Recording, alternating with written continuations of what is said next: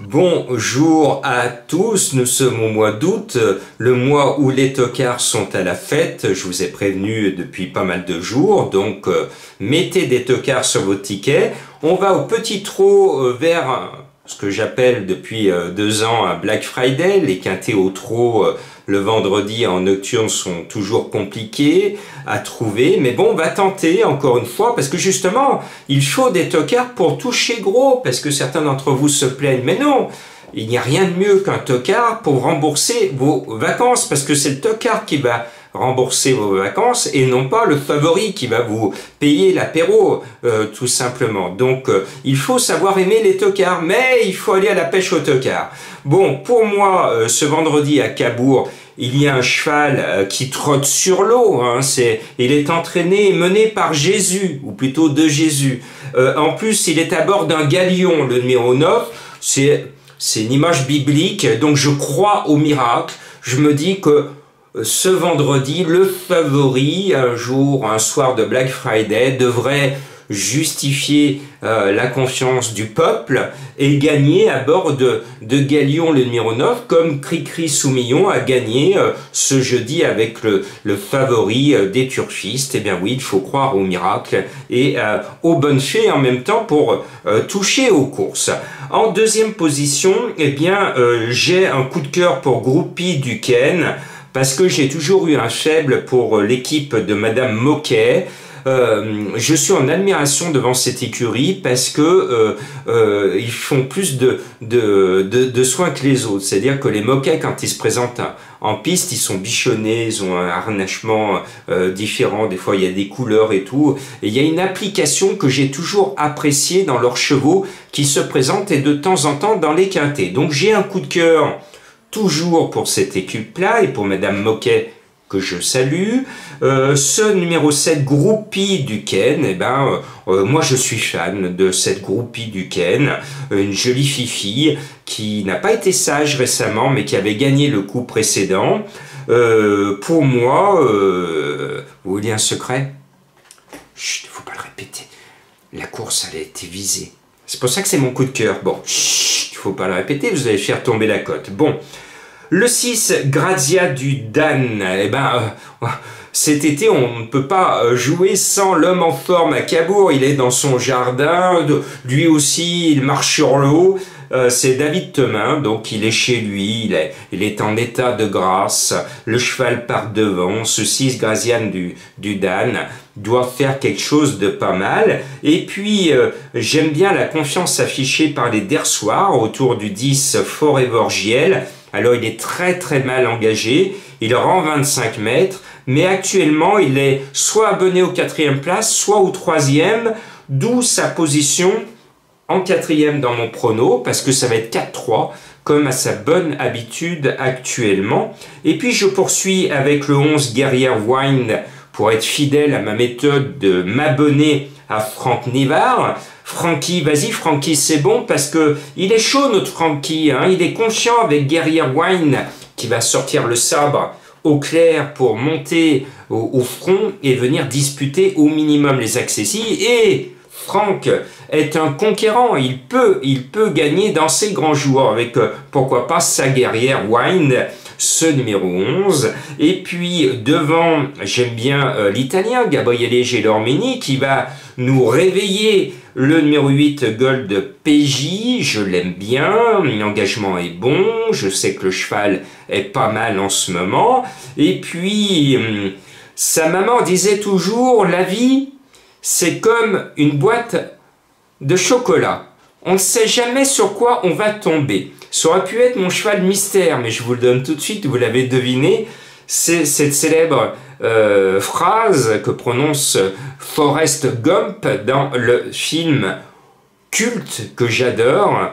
Allez, cours Forrest, cours. Donc si vous êtes sur l'hippodrome de Cabourg ce vendredi soir et que vous êtes le long du rail de la piste, eh bien vous allez dire au numéro 3, cours Forrest, cours. et vous allez l'encourager et il va me permettre de donner la bonne arrivée. Merci à vous. Allez Forest, allez courir le jouet. Et puis je voulais, là en ce mois d'août, je fais une version plus légère, vous parler d'ésotérisme, parce que beaucoup d'entre vous, hein, les coquins, il y en a qui ont des pattes de lapin. Alors c'est pas bien d'avoir des pattes de lapin. Un trèfle à 4 feuilles, je préfère, à condition de le trouver. Et des petits gris-gris, un fer à cheval, ça se trouve dans une écurie, ça porte bonheur. Mais ce que je voulais rappeler à certains ou certaines d'entre vous, que les esprits ont la consigne de celui qui soi-disant contrôle tout, de ne pas intervenir dans les jeux d'argent. Ce n'est pas bien, ce n'est pas bien. Donc, pour ceux qui y croient, ne pensez pas que le bon esprit va vous donner les numéros du loto ou du quintet, parce que telle n'est pas leur mission.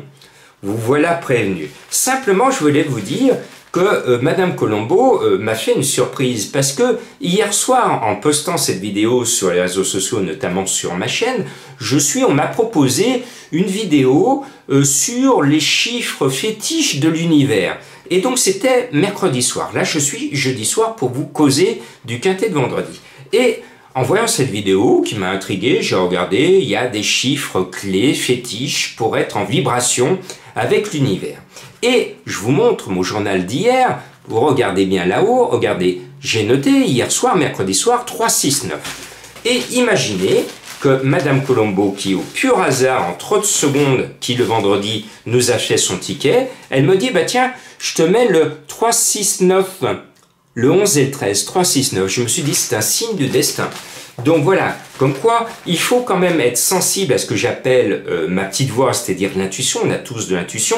Écoutez votre intuition et jouez votre intuition. Donc, Madame Colombo, et c'est bizarre, et je vais le jouer, vous aussi, vous allez jouer 369, parce qu'on est en vibration avec l'univers, et elle vous met le 11 et le 13. Et en plus, cette semaine, quelqu'un m'a raconté une anecdote du cadeau Bonux dans sa jeunesse. Pour les vieux qui écoutaient la réclame, on achetait le paquet de lessive dans les années 70, et dans Bonux, on plongeait la main, j'étais petit, hein, j'étais jeune, on plongeait la main et on essayait de trouver un petit gadget, c'est ce qui s'appelait le cadeau Bonux, et ça marchait du feu de Dieu à l'époque, c'était une excellente réclame.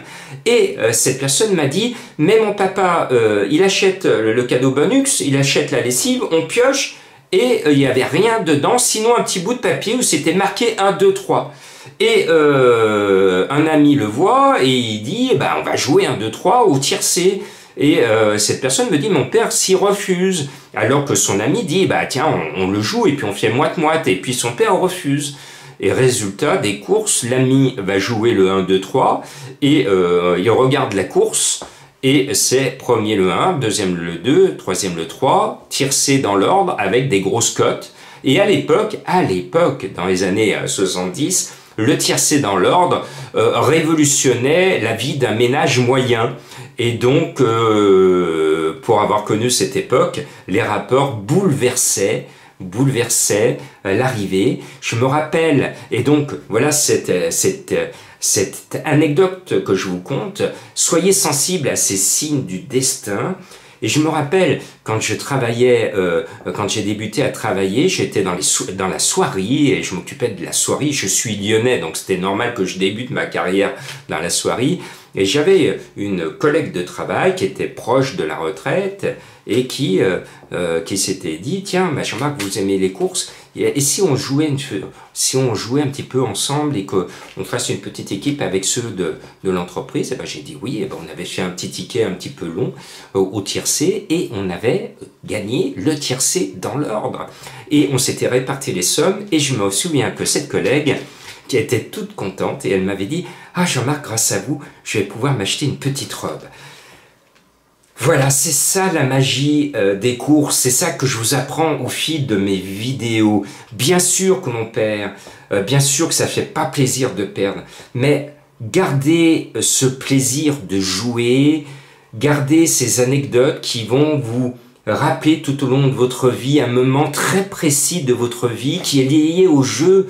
Et c'est ça l'amour du cheval, l'amour du jeu. Je vous conte régulièrement ces petites anecdotes. Ça vous fait plaisir et moi aussi, parce que cela flatte notre notre sensibilité de joueuse ou de joueur. Maintenant, vous savez tout, pas de gris-gris, allez au boulot et à vous de trouver la bonne solution.